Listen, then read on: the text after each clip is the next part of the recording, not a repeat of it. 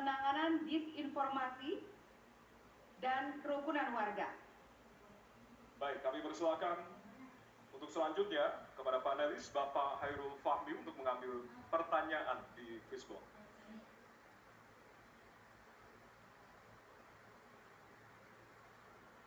Ditunjukkan ke depan. Ada amplop Huruf A. Baik. Amplop A untuk penanganan disinformasi dan kerukunan warga. Baik, pertanyaan untuk calon presiden nomor urut 1 adalah tema penanganan disinformasi dan kerukunan warga, huruf A. Kita lihat bersama, masih disegel, kita akan buka bersama.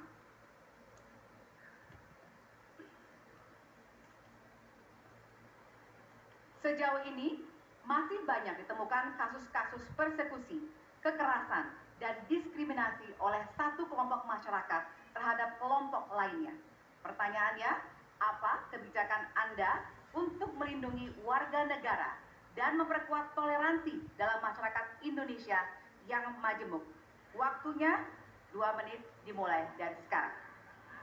Setiap pelanggaran hukum tidak boleh dibiarkan tak dihukum. Karena apabila dibiarkan, dia akan menular dan dia akan dianggap sebagai sesuatu yang benar. Karena itu langkah yang pertama adalah setiap kali ada pelanggaran dikerjakan oleh siapapun, kapanpun, dimanapun, maka tegakkan aturan, tegakkan hukum. Nomor 1. Yang kedua, ketika kita berbicara kerukunan, maka kita harus melakukan usaha berkomunikasi dengan semua. Negara tidak boleh memusuhi salah satu unsur yang ada di masyarakat. Nggak boleh. Negara adalah penyelenggara yang harus menjangkau semua. Kami mungkin tidak suka, mungkin tidak setuju dengan pikiran seseorang, tapi negara harus memberikan hak kepada dia untuk berbicara, termasuk untuk mengkritik. Sehingga ada ruang kebebasan kepada rakyat untuk menyampaikan pendapatnya. Jadi, kita harus sadar, negara bukan mengatur pikiran, negara bukan mengatur perasaan, negara mengatur tindakan. Di situ kita atur. Dan bila melanggar, maka itu dilakukan tindakan penegakan hukum. Lalu, ketika sampai kepada usaha untuk menjangkau semua, pasti komunikasi dilakukan. Tapi selalu saja ada peristiwa pelanggaran, ada peristiwa kekerasan, dan seringkali rakyat tak tahu kemana harus melaporkan. Dan ketika mereka berhadapan dengan pihak lain, seringkali mereka membutuhkan bantuan hukum. Karena mereka berhadapan dengan berbagai unsur yang ada di masyarakat. Karena itu kami merencanakan membuat sebuah program yang disebut sebagai online untuk pelayanan pengacara gratis. Jadi ini adalah online pelayanan gratis. Yang kami sebut sebagai, istilah yang kami gunakan adalah Hotline Paris, itu namanya kira-kira. Nah, dengan cara begitu, maka rakyat mengalami masalah bisa minta tolong kepada negara untuk didampingi pengacara dari negara. Terima kasih. Baik. Terima kasih. Dan selanjutnya kami persilakan kepada calon presiden nomor urut 2 untuk menanggapi jawaban dari calon presiden nomor urut 1.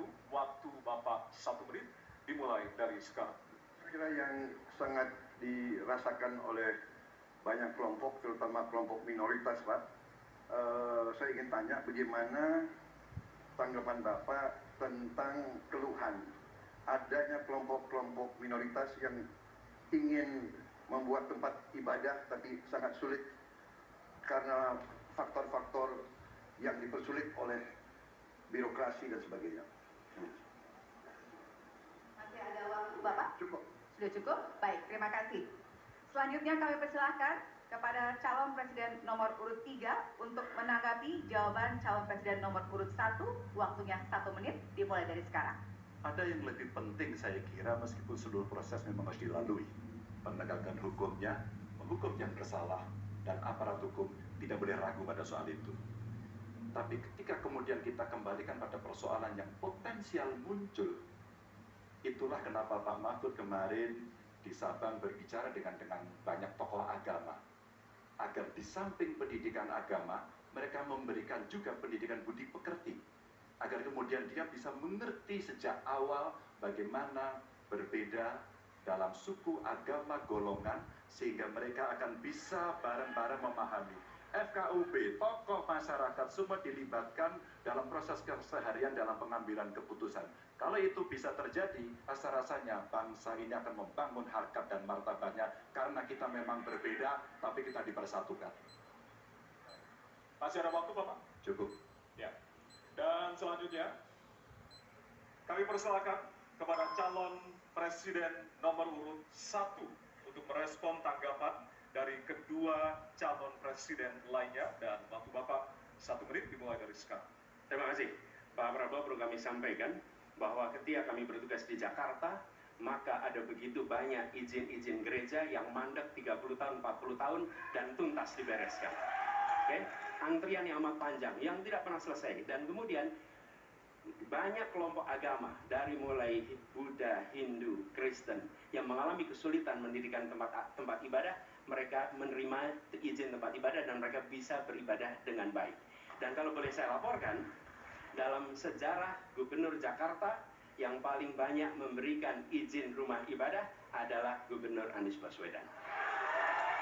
Termasuk ketika umat Islam mau mendirikan masjid dan tidak bisa mendapat izinnya, saya bicara. Ketika umat Kristen mau mendirikan gereja tidak bisa mendapatkan izin dari masyarakat, saya bicara. Dan semuanya akhirnya mendapatkan izin untuk bisa beribadah. Terima kasih. Terima kasih. Baik, sudah cukup Bapak? Masih ada waktu? Cukup ya? Baik, terima kasih. Kita berikan tepuk tangan buat calon presiden 2024. Kami persilakan kepada Bapak-Bapak untuk kembali ke tempat. Ya, kami persilakan Bapak untuk kembali ke tempat. Ya. Kita masih ada beberapa segmen dan juga beberapa subtema yang tentunya nanti kita akan bahas di segmen-segmen berikutnya.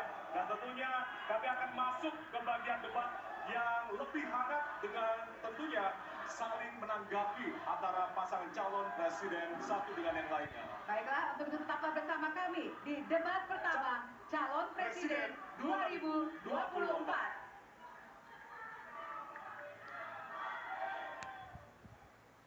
Nek, nama saya terdaftar belum sebagai pemimpin?